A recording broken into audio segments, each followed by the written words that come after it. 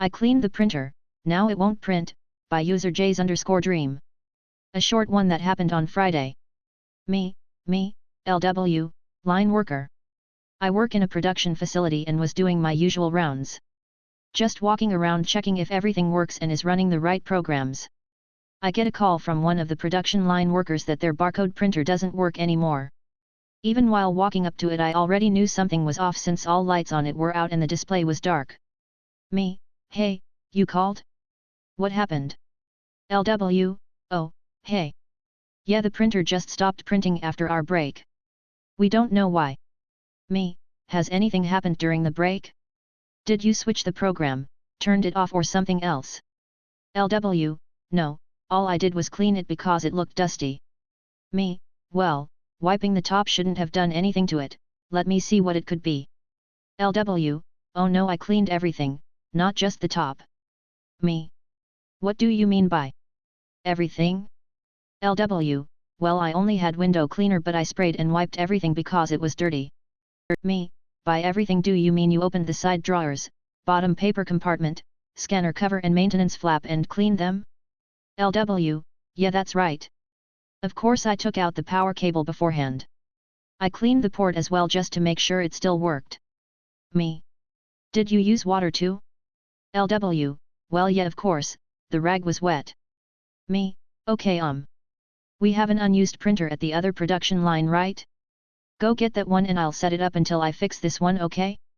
I set up the new printer, load the program, everything works. Me, okay I'm done here. I'll take the old one with me for now. LW, alright thank you. Me, and I'll tell you this now, even though your boss will tell you again, do not clean any IT/electrical equipment anymore. If you think a printer, scanner, laser, sensor or light barrier is dirty, tell your boss or just call us. Don't touch it okay? And especially not with water or window cleaner. A dry rag to wipe off dust on top is more than enough. Never open any lids/flaps okay? LW. Okay I'll remember. In the end, we send in the printer to be fixed by the manufacturer. She really managed to get water into everything. I'm pretty sure the rag she used wasn't just a little bit wet but literally dripping. I found pools of water in ridiculous places like in the cartridge compartment.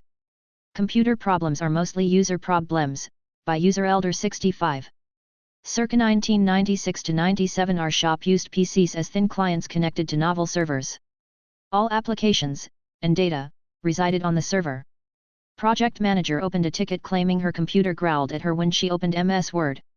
That got the interest of the PC tech, the notes administrator, and the novel CNE and all three of us went to see this miracle. When we got to her desk, she opened MS Word and her computer started a stuttering sound. The three techs were at a loss and opened and closed Word, Excel, and PowerPoint a couple of times to see what all was affected. Then, one of the corporate system engineers, who worked out of our building, walked by, saw the gathering, and stopped to see what was going on. The PC tech opened MS Word, so he could hear the computer growling.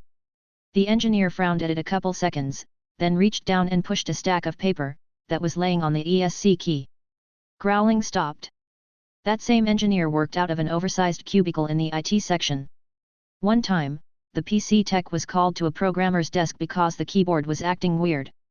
As he tested, he found that typing one key could put 4 or 5 characters on the screen. The engineer was coming back from a meeting and stopped to see what the problem was. The tech showed him by typing a key. The engineer immediately lifted one end of the keyboard and they watched as water poured out of the other end. Of course, the programmer denied spilling any water, despite the half bottle of water, with no cap, sitting beside the keyboard. When troubleshooting problems at the user's desk or cubicle, look at the desk. Most user problems really do exist between the chair and the keyboard. Did you know you can still activate Windows XP by phone? A Tale of Recursion, by user Dedocta. My next door neighbor called me yesterday. He's an optometrist and was having troubles with one of his retinal cameras. I used to work as a tech for the company that sells this model, so it wasn't that unusual of a call. The model he has is a bit old now and doesn't work on modern Windows, it only runs on Windows XP.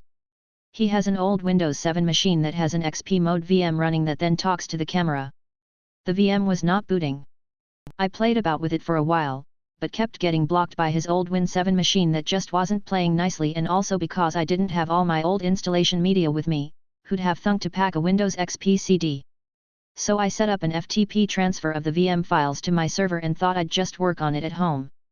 It took 3 hours to transfer, but it worked. So then I went down the rabbit hole of how to open this thing. VirtualBox didn't want a bar of them, and Windows have removed the installer for their XP mode VM. I eventually found a working copy of the installer, but surprise surprise, it only runs on Win 7. So I used VirtualBox to set up a Windows 7 machine. Then I installed the XP mode software. It all took me a while, but eventually I had that set up. I copied over the VM files and launched. Same error, but at least I was back to square one. I found I had an old XP ISO, so I loaded that into the virtual CD drive.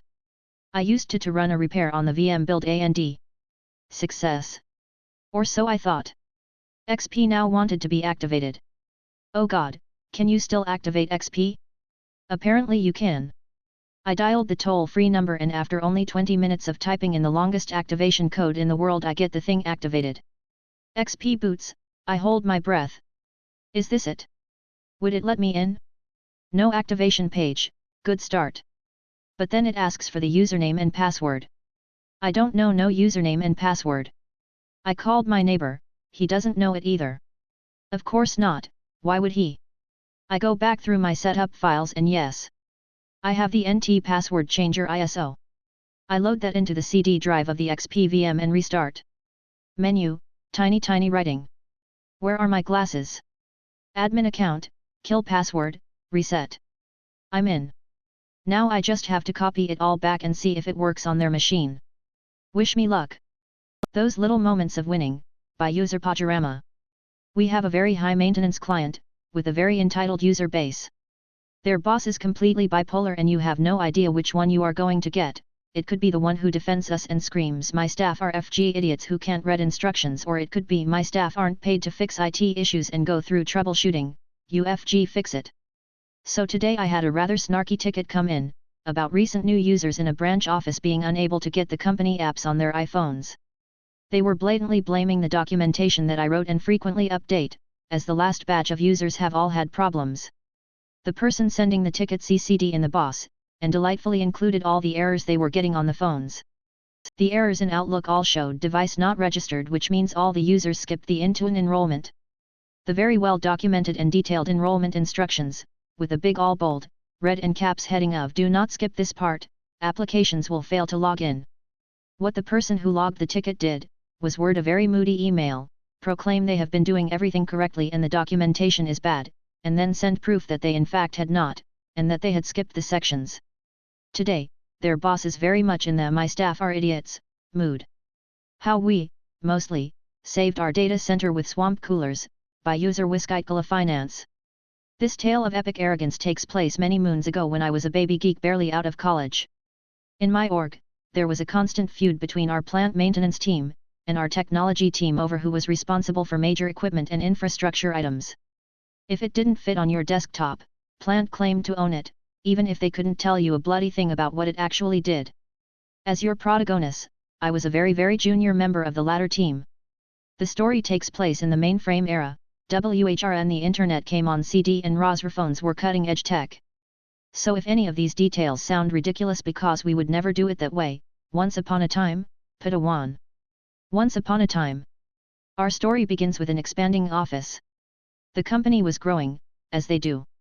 Unfortunately for our technology team, our cobbled-together data center was smack in the middle of a coveted building.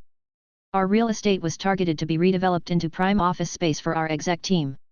We were being evicted from our comfortable nest of chaos into an adjacent building, with the promise of a larger data center, better coffee, the whole works.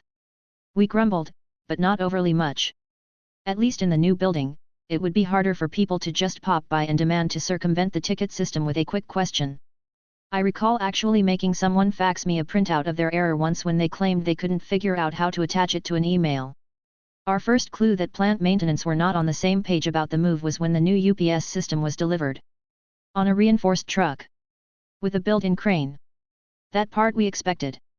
What we didn't expect was to come outside to see the truck driver leaning against his truck choking back laughter at our plant team.